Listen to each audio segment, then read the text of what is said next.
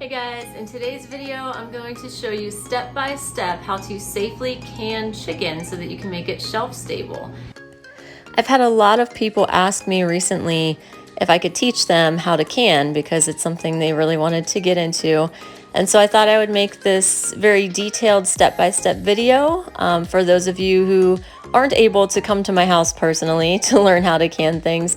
And hopefully this video will give you the confidence to be able to do this in your own home. So come join me in my kitchen today and let's get started.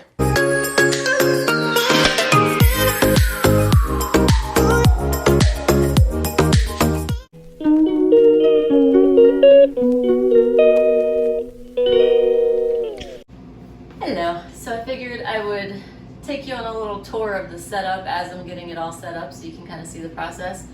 I am extremely fortunate to have an extra dishwasher down here, so this comes in handy so much when we're canning, when I'm canning. Kids don't really help that much.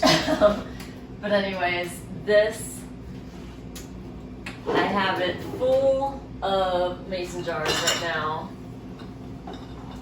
I stuffed as many mason jars in here as I could fit at one time.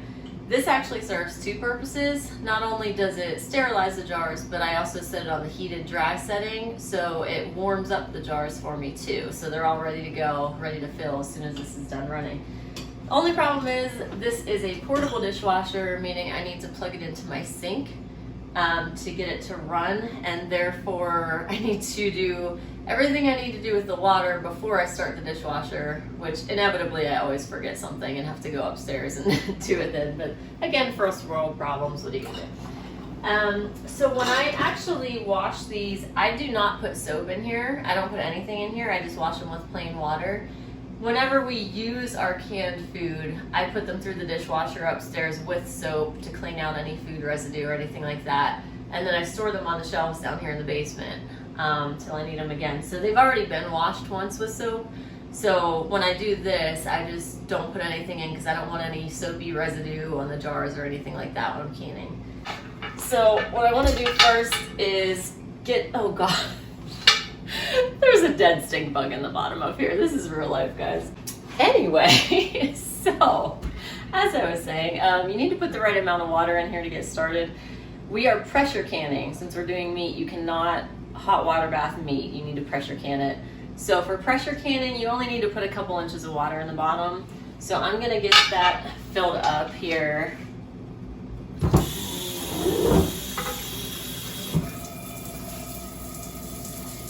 And I'm actually gonna set one of these racks in the bottom. You never wanna put your glass jars directly on the bottom of the canner. You always wanna have a rack in there. So this is going in. It's a big pot, takes a little while. So one of the things you wanna do also is put a few splashes of vinegar in this water, and it doesn't affect the food quality at all of what's in your jars, but it will prevent you from getting like a chalky white residue on the outside of your jars, especially if you have hard water. It'll just keep your jars nice and clear on the outside. But again, it won't affect the inside. If you have chalky white jars on the outside, it's fine. And you can actually spray that down with vinegar afterwards and wipe it off, and it usually comes off if you forget to put the vinegar in your water, which I have done. Just using my finger to measure how many inches that is. Since water gets a little distorted, it's hard to see the depth. Almost there. All right, that should be good.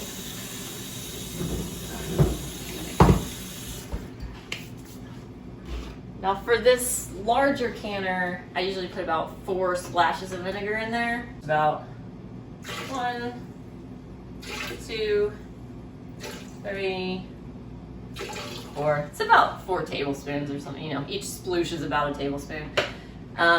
For my larger canner, like I said, I do 4. For my smaller canner, I only do 2, and that works out fine. Get nice clear jars. So this pot is ready. Next step is centering it on this burner, because once I put jars in there, there's no way I can lift it. So I need to make sure it's in the right spot. Oh gosh, it's heavier with the water in it. Okay. to make sure it is lined up properly before I put any more weight in this thing. So, slide you over a little bit. I can go back a little bit.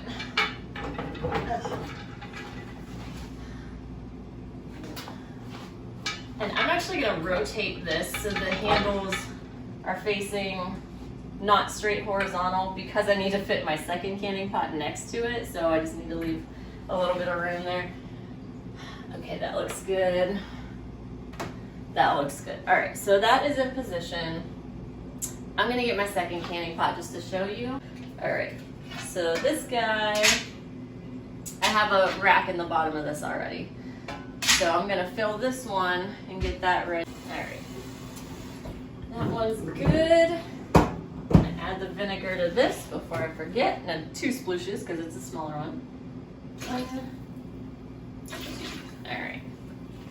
That canner is good to go. Now, there are multiple ways you can can chicken, or any kind of meat really. But with chicken, you can either can it raw, where you just stick the raw pieces of meat in there and the chicken makes its own juice and fills the jar that way, because you do want to have your stuff submerged in liquid when you're canning.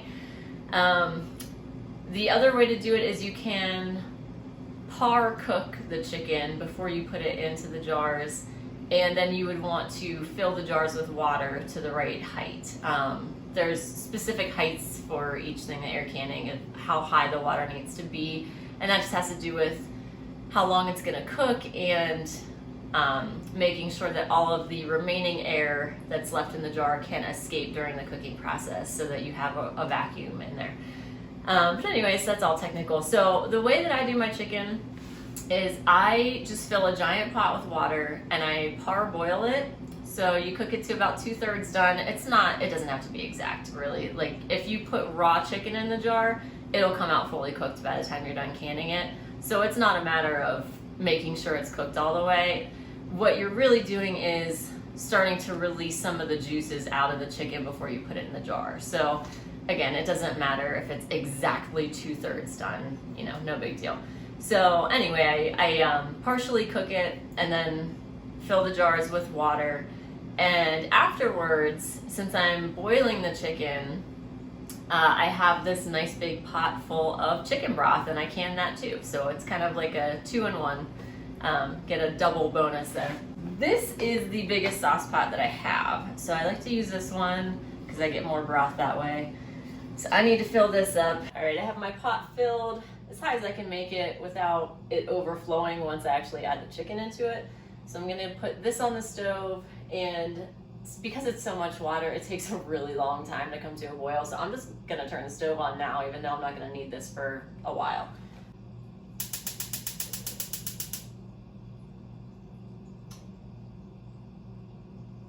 All right, so I just have that on a low heat. That'll gradually come up to a boil in, you know, like an hour, who knows.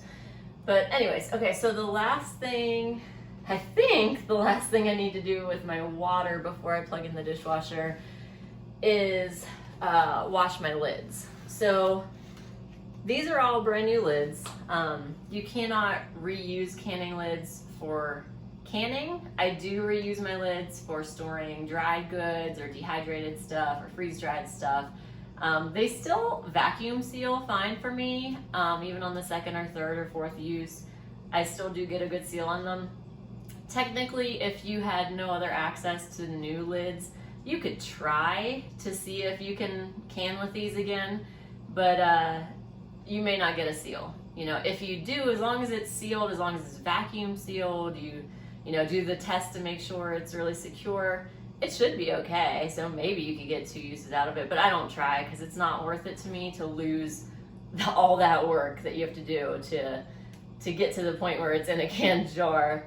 I don't even want to take the risk of it not sealing or the seal breaking and going bad. It's just far too much work to lose. So anyway, these are all brand new lids. So they're not dirty, but what I do is just give them a quick rinse with like a little bit of soapy water and then rinse them off with fresh water. You do want to make sure you don't make the water too hot though, because the way these are designed, they have this little I don't know what it's made of. It feels kind of like rubber or something, but this red part is the seal. Hopefully you can see that. This is designed to melt down when it gets hot, and then when it cools off, it hardens, and that's what creates the solid seal.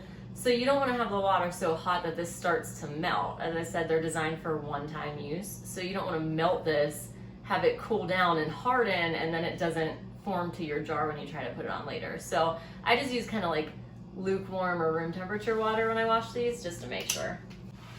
I actually don't want to scrub these too hard because I don't want to damage that seal on the outside. So my method of washing these is I kind of like fling it like a frisbee into the soapy water and figure that'll give it enough friction to, you know, get a good wash. So it's like that. I mean, maybe I just made that up because it's fun, but whatever, it works. So I'm just gonna flick these in here.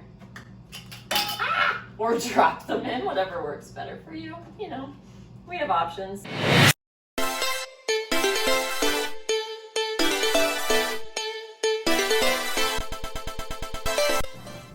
Then I just like kind of switch these around a little bit just to make sure they get some agitation going on. All right, so I'm just gonna rinse these off, and again, you wanna make sure the water's not too hot.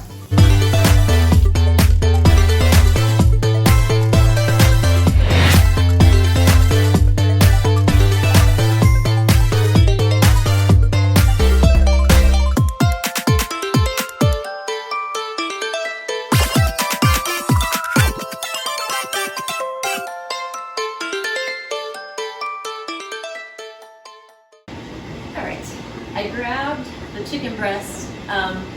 So when you're butchering animals, you don't want to process the meat on the same day that you butcher. You actually want to let it sit for at least 3 to 4 days before you do anything with it. Otherwise the meat will be really tough. You need to let it tenderize for a little while. So this meat has been sitting in a cooler since Sunday. Today's Wednesday. I just grabbed all of the chicken breasts. I'm going to start with the breast meat first and just see how far I get. I might do the thighs another day because, again, I'm exhausted today. We'll just see what happens. I like to dice my chicken before I can it. You can make it whatever size pieces you want, but I prefer it diced because it's nice to just shred it up, make it a quick chicken salad, throw it into some pasta, throw it in a taco. You know, it's a nice size for what we use it for. So that's what I'm going to do. It's just dice it up and throw it in the bowl.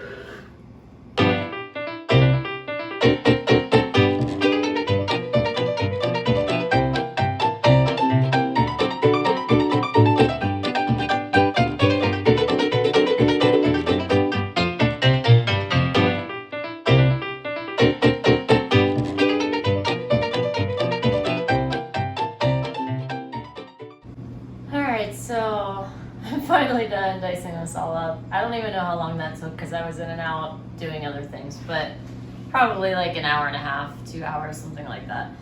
The meat's finally all diced.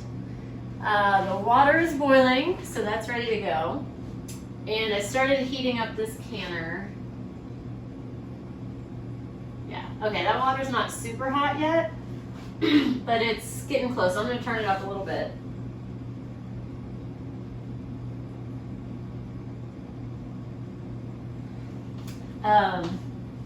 One of the important things with the mason jars is you don't want to have a drastic temperature change because that can crack the glass. So that's why you warm up the jars ahead of time, because you're going to be pouring boiling hot liquid into the jars and you don't want to crack them. Same thing with when you put them into the canner. You want to make sure that if your jar is hot, that the water inside your canner is hot also, because you don't want to put a hot jar into cold water. That could also crack it. So that's why we're just bringing everything up to temperature. All right, we are ready to get started with the actual canning process now that everything's finally all cut up and ready to go in. So hopefully you can see from that angle, I have the chicken over here, and that's gonna get boiled in this water. The canner is still heating up here. Ooh, yeah, that's getting hot. Note to self, don't stick your finger in almost boiling water. Turn that down a little bit. Okay. So a couple other things I have. Canning salt. This is very important that you only use canning salt when you're canning. It doesn't have the added chemicals and things like that in it. For a pint jar, which is the size I'm canning today, you want to use a half a teaspoon of salt in each jar. I have made the chicken without the salt, which is totally safe to do. It's not a question of food safety. You can definitely make it without the salt, but it tastes disgusting. So just trust me on this one. If you're medically able to handle the salt, put the salt in the chicken. All right. Okay, so here is the process.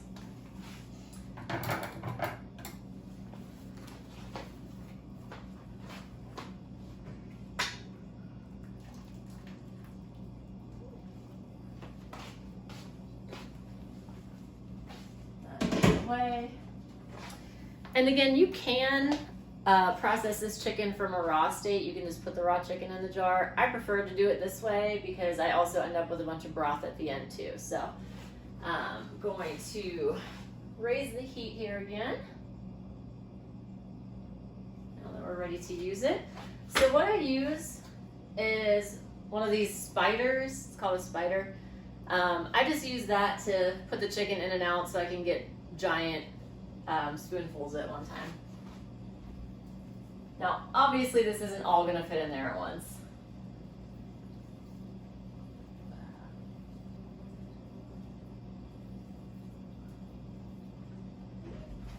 So I'm dropping the chicken, ow, in the boiling water and splashing myself in the process. Oh. I'm a total professional, you can tell. All right. Why do I feel like I'm shoveling snow? This is, ow, again. Oh.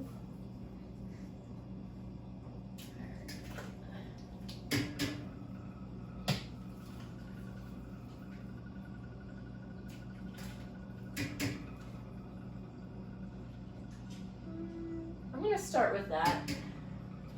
You don't want to do too much at one time because you want to make sure you're keeping everything hot throughout the entire process.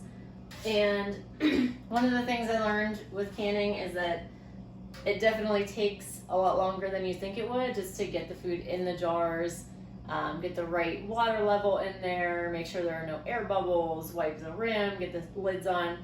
It takes a while to do all that, so you don't want to try to do 30 jars at once because by the time you get to the last jar, the first one's going to be cold. So I usually do like 6 at a time. But technically, you're supposed to do 1 jar at a time, but like who has time for that? So I do 6 at a time. The temperature stays okay. It's all good. All right, I'm just gonna let that cook for a few minutes. And again, it doesn't have to be exactly 2/3 of the way cooked, which, I mean, just estimate, it's fine. So I'm gonna grab 6 jars. Oh geez, making a mess. Don't fall over. Stay there.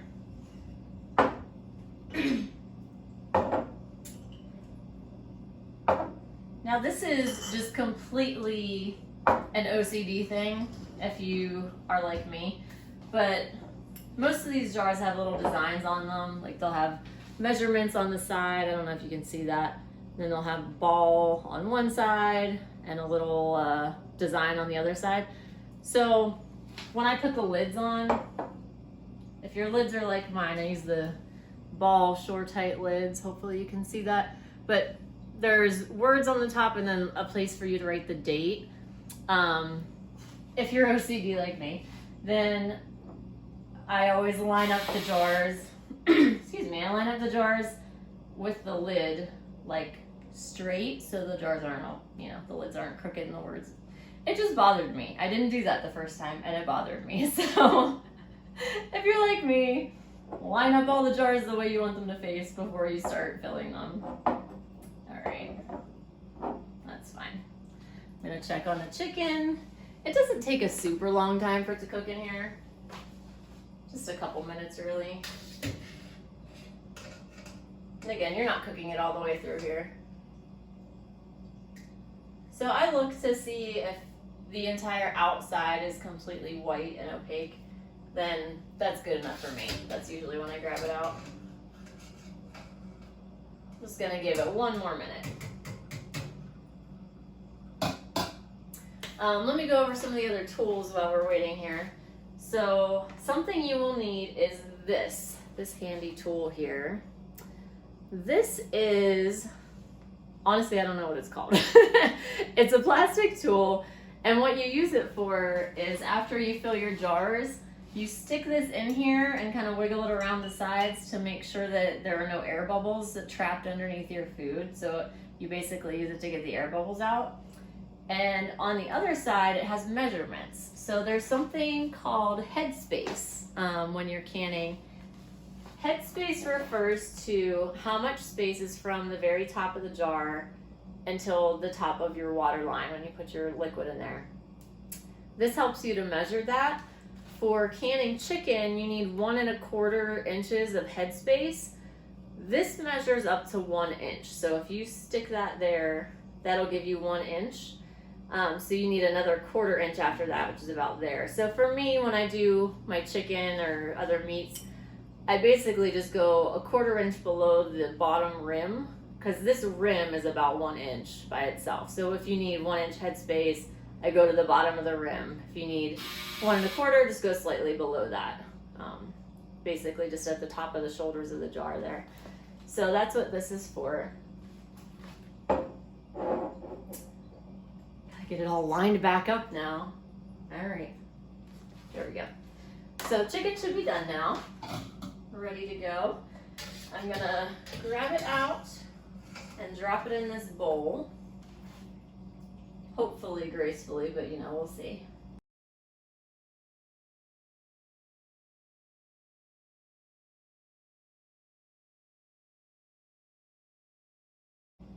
So before I start loading these, I'm just gonna get the next batch of chicken in there.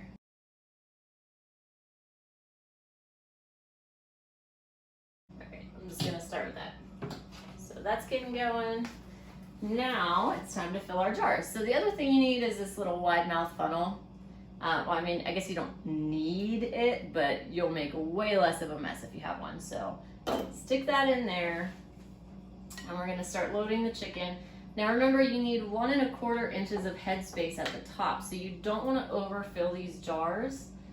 And I actually leave a little bit more than that in the part where I'm putting the meat in, because that'll give me enough room to fully cover all of the meat with the liquid afterwards. So I'm gonna stop there. Get these other ones filled.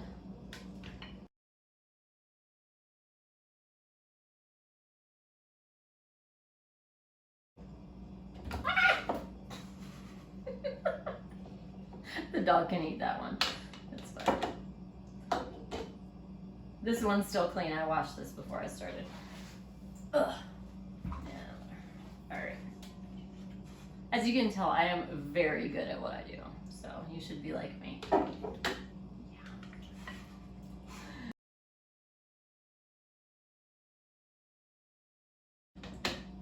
All right, I'm gonna start there.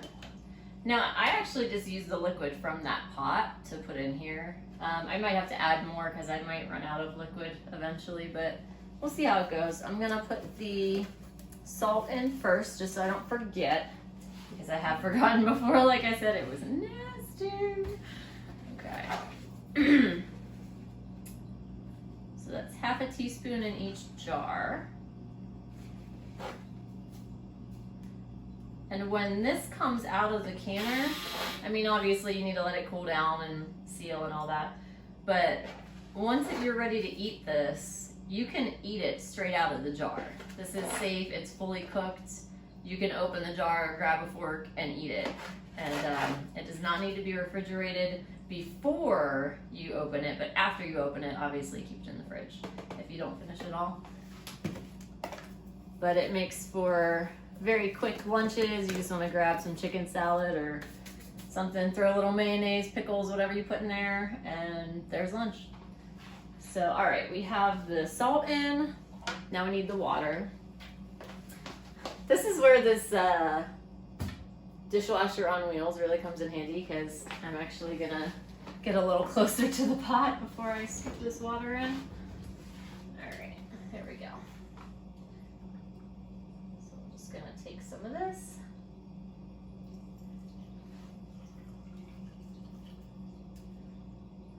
I really wish I had a bigger ladle. I think I put one on my Amazon wish list because this ladle can hold 1 cup of liquid, I believe, but I hate making multiple trips to the pot to fill my jars. It just takes longer than it needs to. So I'm just watching to make sure I get the right amount of headspace there. That looks about right. All right. And you can add the salt after you put the water in. That works too. I just did it earlier so I wouldn't forget.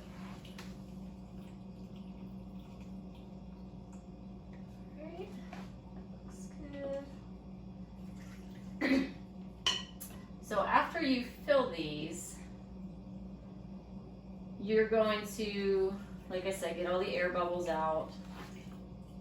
But you do want to make sure that the meat is submerged in the water. So you may either need to add more water or take some of the meat out if you overfilled your jar.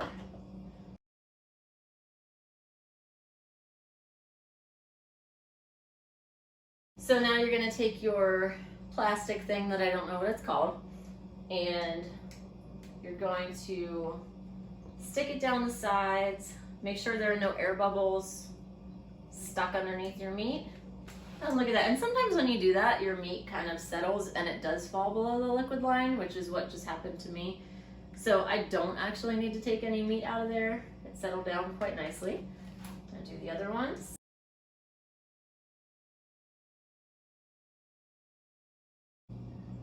So it looks like I just need to add a little bit more liquid to some of these. You always want to double check the liquid level a second time after you get the air bubbles out, because sometimes when there were air bubbles hiding in the bottom, after they come up, the liquid level will drop a little bit. And I apologize for the buzzing in the background. That would be my dryer. I'm gonna just turn the buzzer off so that that's not interrupting us. I will be right back. Okay, hi. All right, so I'm just gonna add a tiny bit more liquid to some of these that are a little bit low.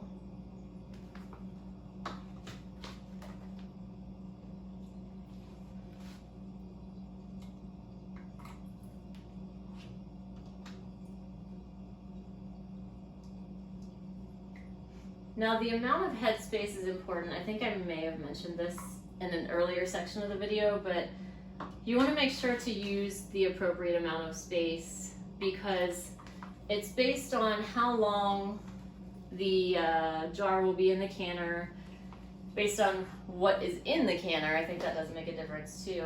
And you want to make sure that all of the air in this jar is going to have time to expel itself so that you have a vacuum. So it's really important to get the headspace right.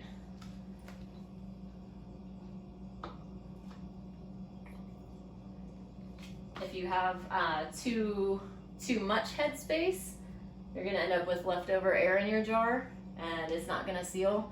If you have too little headspace, your jar could overflow in the canner. So that is important. All right, these look okay.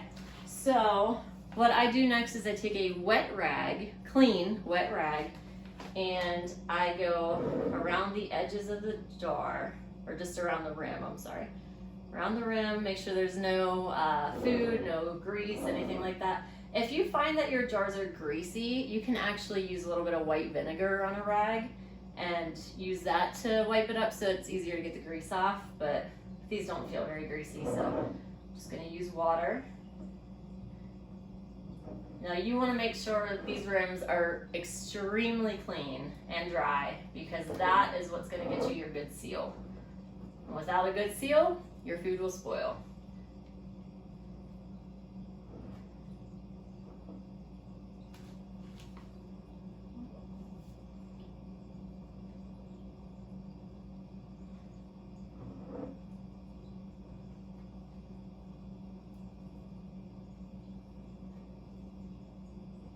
All right, so after I go over it with the wet rag, which I'm setting down on a clean countertop, Then I go back over with a dry rag to dry the rims. Just to make sure when I put the lids on, they're gonna have good contact and there's no dirt, debris, food particles, anything getting in the way of that good seal.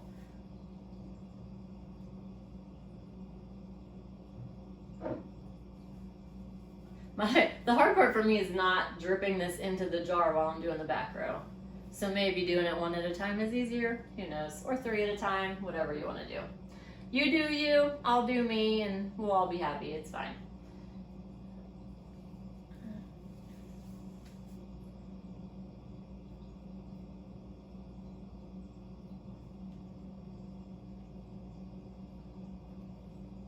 All right. Sometimes I'll just take my finger and make sure that it's all clean and dry. Feels good. All right, so time for the lids. Like I said, I like to line them up so that the words match up with the pictures, and you know, that's just me. It doesn't make any difference. It's just an aesthetically pleasing thing. So you're gonna put your lid on, and then these lids are 2-part, so there's a band, little ring that goes around the lid that I kind of use one finger to hold the lid in place while I screw the band down. Now getting this the right tightness is important as well. So you don't want it too tight because you want the air to be able to expel itself during the canning process, but you don't want it too loose either, or your lid will fall off. So the way to do it is I set it on, make sure it's lined up, I give it a spin. When it stops spinning by itself, then I come back and give it like, I don't know, maybe a quarter turn or something, just by hand. And that tends to be a really good tightness for me. I almost never have a jar that doesn't seal properly. So now that I've said that out loud, I'm sure I'll have issues. But in the past, this is the way I've always done it, and I haven't had any problems with jar sealing. So again, I'll stick that on, grab a band, let it, you know, just let it go tighten itself to where it stops on its own, and I just give it a little quarter turn tightness. I'm gonna get these into the canner as I do them. I've already checked the water to make sure the temperature is close enough to this that nothing's gonna crack. They're both hot, so that's going in. And I'm just gonna keep doing the same thing, same process. I'll get this chicken out, get that in the bowl, repeating the same process for, you know, like another hour and a half or however long this is gonna take me. So I'm not gonna film the whole thing, but you get the idea, and I will be back in a little bit. So I just wanted to make a note of one thing. I realized I didn't mention. So when I'm putting the jars in the canner, I do not have that water boiling. I don't want to lose that water to evaporation because I need it to stay in there for the canning process. I have it just below a simmer, so you can see like the little bubbles forming. I don't know if you can tell, but there's little bubbles on the rim there. So it's just below a simmer. It is hot, but I don't want that water to evaporate out, and filling the jars takes a while. So I don't want it to be boiling. And you can see, again, as I mentioned before, you need to have the rack on the bottom before you put the jars in. So just wanted to make a note of that. All right, so you can see the bottom layer of my canner is full. So what I need to do is grab my other rack, and we're gonna set this in here. It doesn't have to be exactly centered. You just wanna make sure that it's flat and level, that it's not sitting up on the edge of a rim or something. So now that that's in there, we can start our second layer of jars. And this is how you're able to fit over 30 jars in the canner at one time. You have to double stack them. And I am still chugging along, still have a lot more jars to fill, so I will be back. All right, I have finally finished filling the larger canner. I have 31 pint jars in there. And now we're gonna get this one started before we move on to the second canner, because this one does take a lot longer to come up to temperature, just because it's so much bigger and the walls of the canner itself are so much thicker. So we're gonna get that started. So this canner, it's an All-American brand canner. It does not have a gasket. A gasket would be a little rubber seal on the inside. This one is actually beveled specifically to meet metal to metal. They are very heavy duty canners and they are intended to last a very long time. Hopefully it does. I just got this one this year, so hopefully it'll last me a long time. And all right, so this one's a little bit different. This one's a little more complicated than the smaller canner I have, which is the Presto brand. And I already messed this up apparently. All right, so this one has like all these little, oh, nice leg. Having a day, guys. All right, get on there. You just supposedly, close enough, set the lid on there. So this has all these little hickey-doos, that's the technical term for them, to strap the lid down. What you want to do when you put this lid down is do opposite sides. They go all the way around. Do opposite sides together, and you want to make sure that they're at about the same height when you start. I'm going to be moving all around here, just ignore me. All right, this side, the lid is up a lot higher than it is in the back, so I'm going to tighten this side and try and get them even. I'm going to loosen this side. What you want to do is have an even seal all the way around. So you want to keep checking the height, make sure it's even. This is still a little higher. Loosen the back, make this a little tighter. All right, there we go. Now they're about even, so you can tighten them both at the same rate here. From what it says in the instructions, they say it's impossible to over tighten it with your hands, like without using a tool, so feel free to really screw it down there. Okay, so now I'm gonna take, let's do these two.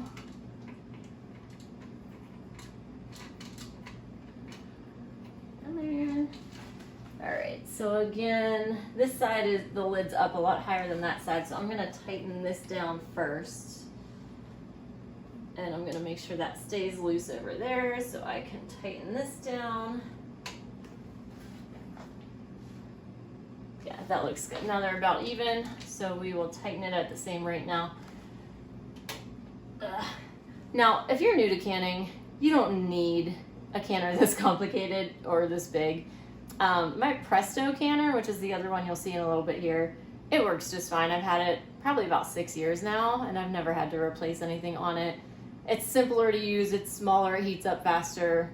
It's just as good. It's a lot less expensive too. I don't want to say just as good because supposedly this one's supposed to last a really long time. But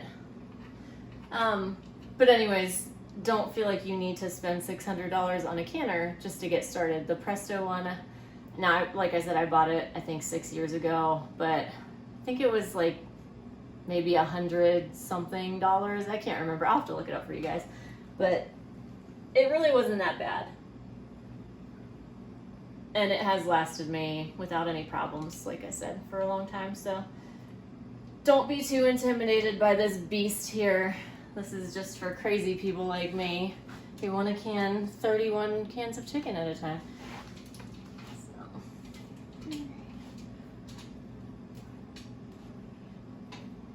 All right, once you have all of your little knobs up, just go ahead and tighten all of them one last time. You want to make sure they're really tight.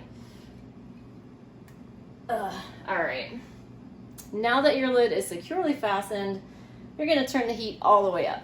So the next step of this process is you need to wait for, see this little pipe thingy here? That is going to start to release steam. At some point, it takes a while, so you have to just wait and watch and listen for it. Once it starts releasing a steady stream of steam, we're gonna set a timer for 10 minutes. We need to let that steam vent for 10 minutes. and then we're gonna put our weight on top, and I will explain that when we get to that part. So for now, this is just gonna start coming up to temperature, and what I'm gonna do now is I still have half a bowl of chicken over there that I haven't processed yet, so I'm going to boil that chicken, put it in a bowl on the side so that I can move this pot off the stove and I can get my second canner started so I can start loading that. So this would be a lot easier if I had 2 stoves, but it is what it is. So that's what I'm up to next. I will be back soon. All right, so we're back and the canner has started to steam. Hopefully you can see that, the steam coming out of this little spout. See it going there? Don't be alarmed if you get little spurts of water coming out of there. It does not mean the canner is going to explode. It will not explode. See, like that? Don't worry about that. It's fine. That happens. But now that the steam is coming out, we are setting a timer for 10 minutes, and we need to let that steam vent for 10 minutes before we put the weight on it. I have finished cooking the chicken, partially cooking it. So I have it in this bowl. I moved the hot water over here. I'm gonna continue to fill jars over here at this little station. And I got my smaller canner, which is the Presto canner, onto the stove. That is heating up so that I have a hot place to put my jars. This one can hold up to 20 pints, so it's a little smaller than the other one, but still holds a decent amount. And let's talk about the difference between these two. So this is a dial gauge, and that spout that's steaming right now is where we put the weighted gauge, which is this guy. You can see it says 5, 10, and 15. That's how many pounds of pressure you need. So for 15 pounds of pressure, you use the hole that says 15, you put that on there. For my altitude, for chicken, it's about 12 pounds of pressure is really what I need. This doesn't have a 12-pound option, so I use the 15-pound weight. And whenever the weight starts rattling, which I'll show you in a little bit, that's when it hits 15 pounds. Now the dial gauges are not always accurate. The weighted gauge is. So on this dial, when the dial reads about 14 pounds of pressure, it's actually at 15. That's when my gauge rattles. So as long as I stay around that 14 pound, 13, 14 pound area on this dial gauge, I know that I'm good. Or you can pressure can it at a higher pressure if you want to. You can always do that. So I could just do it at 15 pounds and that would work just as well. It won't hurt the meat. It'll be fine. So if you want to be extra safe and sure that you're doing, that you know exactly what the temperature is, you can go ahead and just can it at 15 pounds of pressure. So this canner does not have a weighted gauge. This one only has a dial. So I usually just go like 1 pound above what the dial says, So if I need 12 pounds of pressure, I'll go to 13 pounds of pressure on the dial gauge, and that's way, just in case it's off by a little bit, I'll still be covered. So this one is gonna take a little while to heat up. Not quite as long as the bigger one. That should heat up fairly quickly. But I'm gonna continue to fill these jars over here and get these all ready. And then I will show you how to set up the smaller canner. So I just wanted to show you, you can see we've been boiling this chicken breast meat in this water all day. You can see it's got all these tiny little bits of chicken pieces that are in there. It won't hurt anything, but if you're worried about what it looks like when it's in the jar, I noticed, when I'm pouring the liquid in the jars, it's looking just not cloudy, but it has all the little chunks in there, not quite as clear and pretty as it could be. If that's something that bothers you, what you can do is take a fine mesh sieve and just stick it inside of the, sorry, lost my camera angle there. Just stick it inside of the funnel that you're using, And that way, when you strain the broth in, it'll catch a lot of those little bits. And again, it's not gonna hurt anything if they're in there, but it'll just make it look prettier. See how it's catching them there? And that'll give you a more clear broth if that's what you're going for. It won't be perfect, but it'll be better than it was. You can see how much that took out there. One more note too is I actually added some more water to this pot because we had used a lot of it to fill the other jars. So I did go ahead and add another 1 2/3 gallons of water to this pot, just so I would have a lot of broth to can, because I do want to can a lot of the broth afterwards. So I wanted to have that extra liquid in there. All right, I'm gonna get back to it. Okay, my timer just went off. So I am now going to put the jiggler or the weight onto the vent there. So like I said, I'm gonna use the 15-pound side. You just slip it right on and that's it. And now you wait for what seems like another eternity for the pressure to come up. You can watch it climb on here. Like I said, for mine, once it gets to about 14, that's when the 15-pound jiggler will start jiggling. So that's gonna take a while. I will just turn the video off and bring it back on once it starts. Now it's at the point where you come up to pressure is when you start the timer for however long you're gonna cook your food. Oh, there it goes. That's it.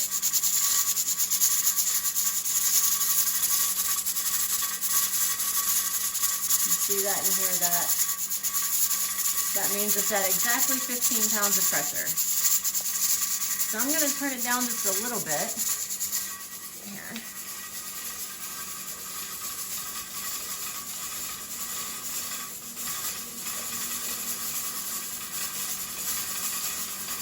Ideally, to maintain a constant temperature, what you actually want is you want that little thing to rattle several times a minute. It should rattle and then stop and rattle and then stop. And that means that it is actually regulating the pressure on its own. When it gets to 15 pounds, it'll rattle because the air is escaping. And once enough air escapes, it settles back down until the temperature comes back up again. So ideally, that's what you want to look for. If it's rattling several times a minute and stopping on its own, then it is regulating its own pressure there. So that's ideal. If it doesn't do it on its own, you just have to keep making small adjustments. Like if it starts rattling and it doesn't stop, it's just rattle, rattle, rattle, rattle, rattle, like it was a minute ago, just turn the temperature down a little bit. And if it doesn't rattle at all, turn it up a little bit. You know, so that's kind of why you have to just watch your canning pot all the time, just to make sure that it's at the temperature where it's supposed to be.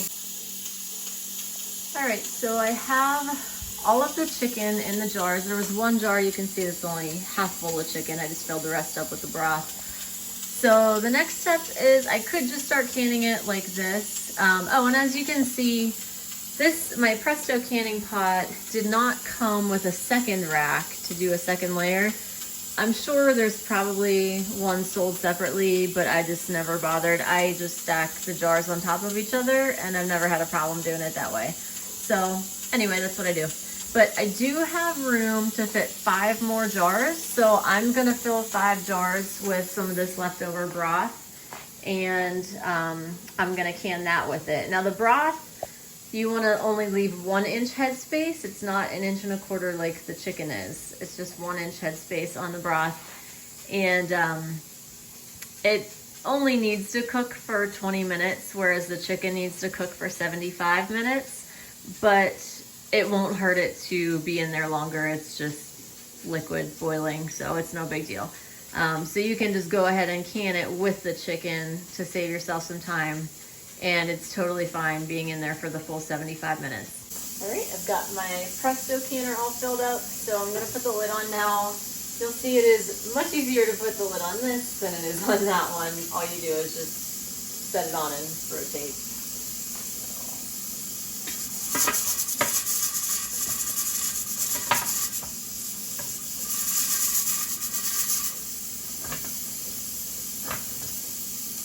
Which is a whole lot easier to line up when you don't have another giant canner in the way. Come on. There it goes.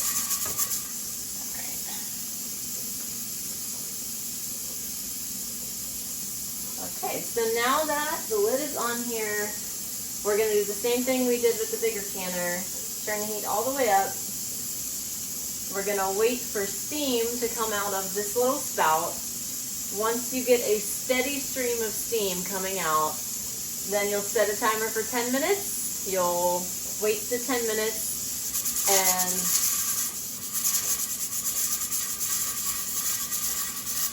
you can hear the little jiggler rattling on the other canner, so we know that's working. So after 10 minutes of steam releases, this is what you're going to put on the Presto canner. It's just a little cap.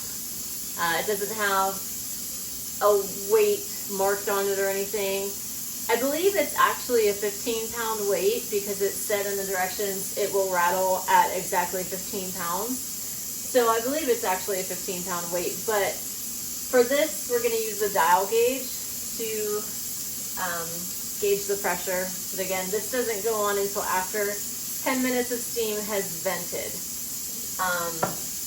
At that point, you'll wait for the pressure to come up where you want it, and you'll start your timer once the pressure gets there. With this one, I found in the beginning, you have to really play with the heat back and forth to get it to regulate. Once it gets going after a while, it generally stays pretty steady on a gas stove. You do still have to watch it because every once in a while it'll just heat up out of nowhere and you need to get the temperature down. But with the gas stove, I found it's a lot easier to regulate the temperature to keep it steady. But at our old house, we had an electric stove, and I did use the electric stove for canning. It still works. You can still can there for sure.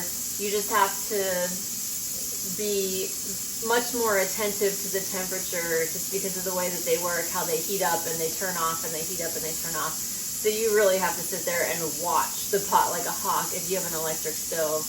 Now, I'm not saying walk away from it if your stove is gas. You still have to pay attention, but it's usually a lot easier to regulate and keep a constant temperature. So I will just let this stuff finish canning, and I will come back when it's time to unload the canner and show you how to do that.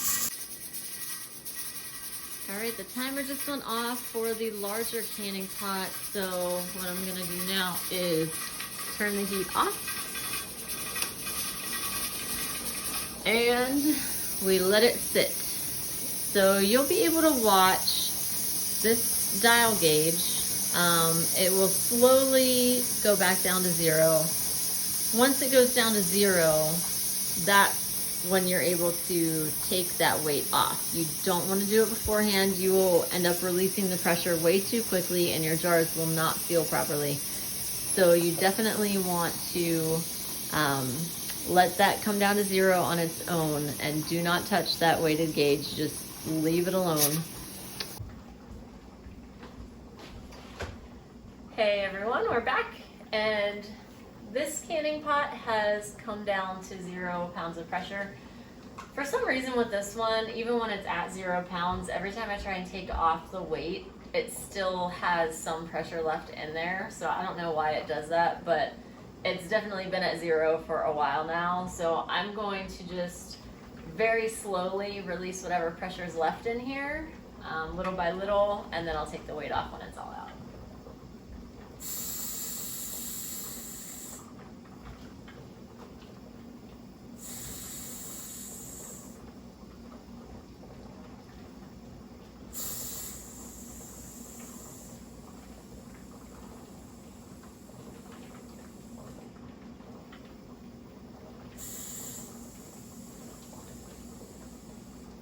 You don't want to release it too fast or it could affect how the jars seal. So you really have to take your time. It's annoying, but you gotta do what you gotta do.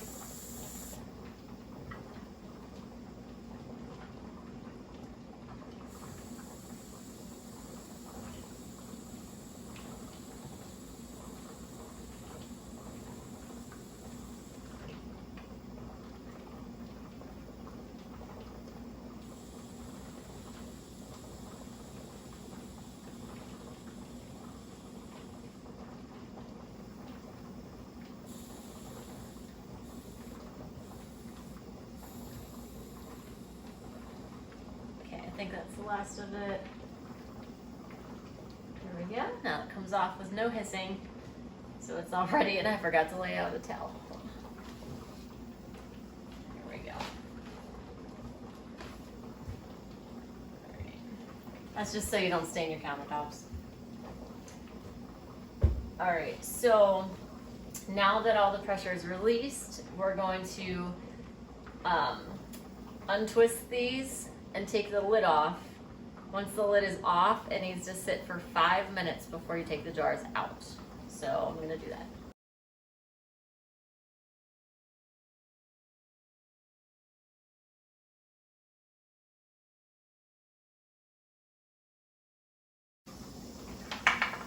All right, they're all untwisted. I'm gonna twist the lid. You wanna tilt this away from yourself so you don't burn your face with steam. So tilt it away.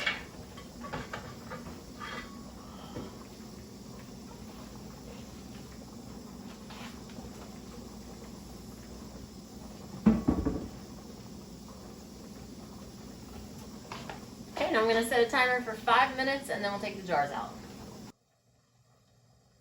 Okay, our 5 minutes is up and you can see what it looks like in there. The jars are still boiling. So you obviously do not want to grab these with your bare hands. They are not cool. They're still hot. They just are no longer under pressure. So what we have to grab those are these handy little guys. These are jar grabbers. So you will use this to go around the rim of the jar. You squeeze the top, pick it up very carefully. You want to be really careful not to bang it on anything, not to tilt it or turn it. You're going to set it on the countertop, just on a towel. The towel just helps to protect your countertop from the heat of the jar. And that's what you do. So you're going to set them. Let me show you the spacing here. Grab another one. This guy. That one.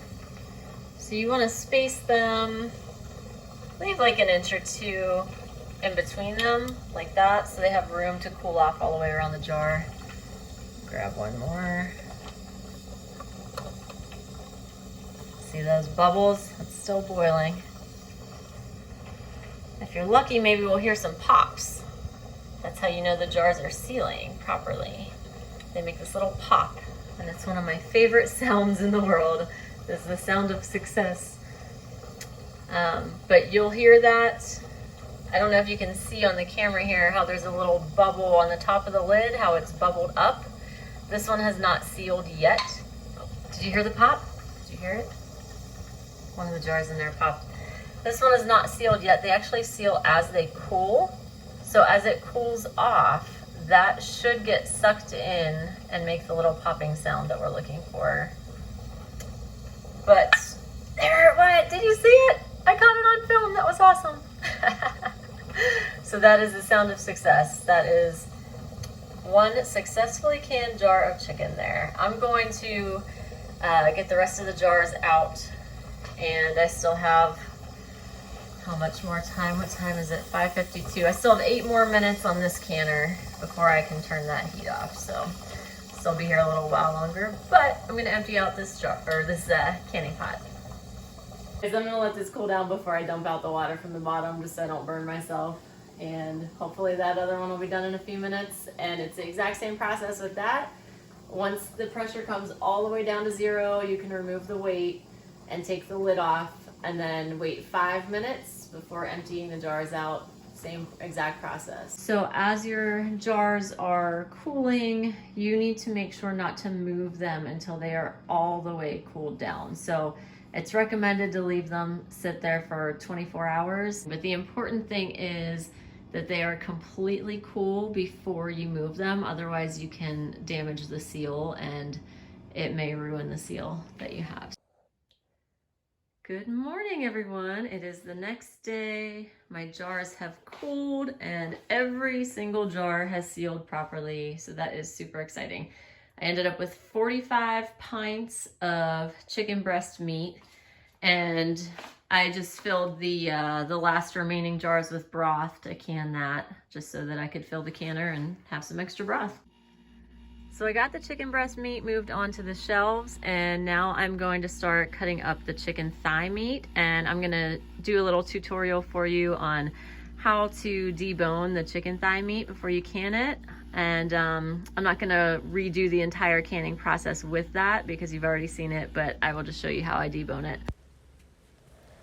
So I actually prefer to use scissors to debone the chicken because I just feel like I'm less likely to chop my finger off. The meat is slippery and wet, and actually it's easier to get into those little grooves all along the bone with the scissors as opposed to a long knife that's just straight and flat that you can't really get in there.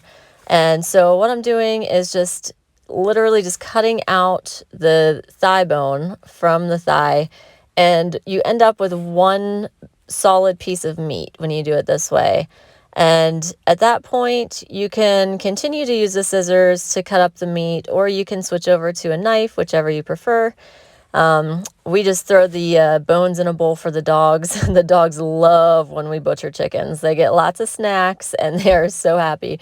But I'm just cutting the fat off of here because you don't want to have a lot of fat in the jar when you're canning. So I'm cutting off any of the extra fat with my scissors. And then what I prefer to do, which I think is easiest, fastest way, is I will just slice the thigh meat with my knife. I cut it into strips, and then I use the scissors to cut the strips into little diced pieces. The reason I switch over to the scissors is because once it's in strips, it can be a little bit like slippery and hard to cut through with the knife. Sometimes the knife will just slide off to the side, and muscles are moving around and stuff. So it's just easier for me once you get it to that point to just use the scissors to finish it off. But it is a little bit faster to use the knife. That's why I cut it into strips first. And it's usually not too bad trying to cut it into strips. It's mostly after that, when you're getting into the smaller pieces, it gets really slippery. So that's what I'm doing here. By the way, in case you're wondering where the rest of the chicken leg is, that's a very good question. When I butcher the chickens, I actually break it all the way down while I'm butchering. And I separate the drumsticks from the thighs at that point because we generally just freeze the drumsticks and use those as a crock pot meal or bake them up or something. The reason I don't can the drumstick meat is because it's actually really hard to pull the meat away from all of the tendons and ligaments in the drumsticks. It has a lot of tendons. So it's just easier to cook it and pull it apart after it's cooked. So that's why we just freeze them. And it's always nice to have some chicken in the freezer so that I can do a crock pot meal if I'm not going to be home during the day. And then it's ready by the time we get home. So that is where the rest of the legs have gone.